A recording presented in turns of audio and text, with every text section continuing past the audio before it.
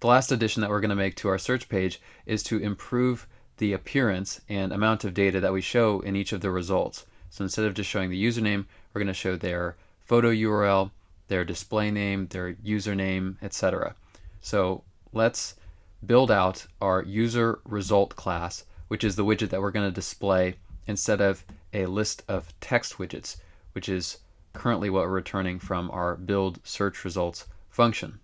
So the first thing we want to do is we want the class user result to accept our user instances when we iterate over our documents with for each. So we'll create a final variable that's of type user on user result with the name user.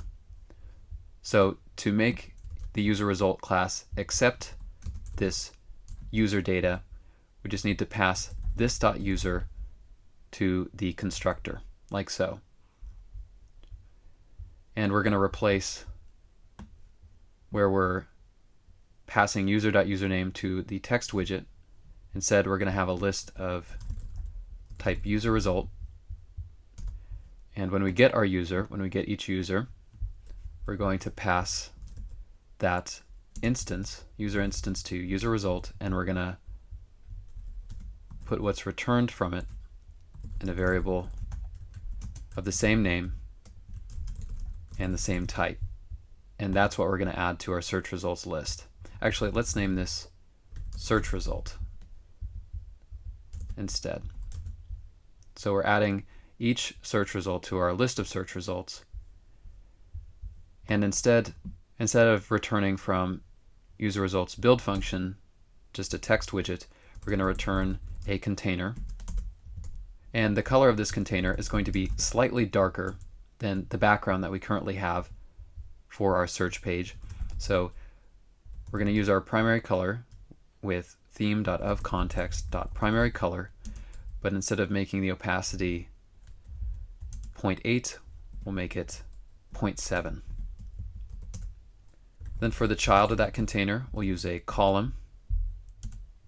And for its list of children widgets, we'll include a gesture detector. The reason for this is when we click on or press on a given result, we want to be taken to their profile page to see more information about them. So for right now, the onTap is going to be connected just with a simple arrow function, which is going to print tapped, but later on we'll see how to actually direct to the user's profile page when we actually create the profile page. So we're going to start with a list tile as the child of gesture detector, where the leading part of this tile is going to be a circle avatar. So we'll display the user's photo URL as a circle avatar, and for its background image, we're going to, instead of using the network image widget to display it, we're going to use a slightly superior widget called cached image or cached network image provider, which we'll need to import, and that's from the package cached network image. So the benefit of this is it's going to cache or store our image for later use within our cache folder, so we don't have to load this image every single time when we need to display it.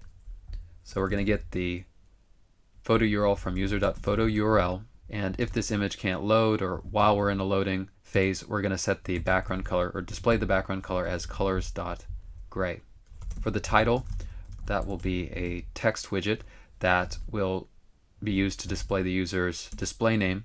Note that users will be able to change their display name, but since we're searching on this field, that's why we want to display this first. Then for its style, we'll use text style to set the color to white and the font weight to font weight.bold. Next, we're going to have a subtitle, which is where we'll display the user's username, which they cannot change. And for this, we'll just set the style so we can make the color to white as well. And then finally, underneath the gesture detector, we're going to add a divider. and that's going to divide this result, a single result, from the next one if we do in fact have multiple results returned from our search. So we'll set the height of this divider to 2.0, and we'll make the color colors.white54. And what's neat about this is, if you're not familiar, we can use for the colors white and black, white with 54% opacity, and we see the other options here by just including this integer after the name of the color that we want to use. So now let's see how this looks. We'll save search, and if we look at our simulator, we see our list tile. We see our new user result consisting of a darker background, our circle avatar which is cached, and the display name as well as the user's username. So now when we get users back from our search query, we're seeing a lot more information about them, and in the future, as I mentioned, we'll be able to tap on a given user and see all of their information on their profile page.